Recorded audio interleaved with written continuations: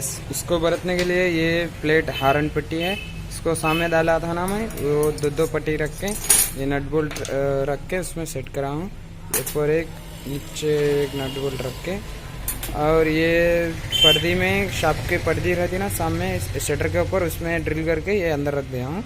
ये पीयूपी में बरतते ना दोस्तों, वो ये ऑटोमेटिकली खुल जाता है, फुल खिले तो वो ग्रिप से पकड़ता है। ये मोटर अब सेट करना है इसे। अब ये मोटर हेवी मोटर है, 12 वोल्ट्स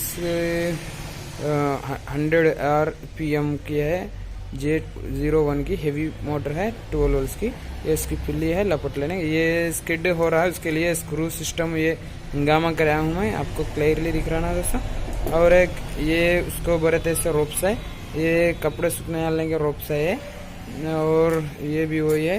इसको कंट्रोल करने के लिए मोटर को ये लेफ्ट राइट फ्रंट बैक चलने के लिए ये सेंटर स्टॉप है, इसका सेंटर स्टॉप स्विच है। ये बैक ये फ्रंट चलेगा। अभी बीच में हमें पावर सप्लाई देके ये दो मोटर की तरफ जाता वायर, ये पूरी वायर मोटर को कनेक्शन देना है, इस मोटर को इधर कनेक्शन देने का है।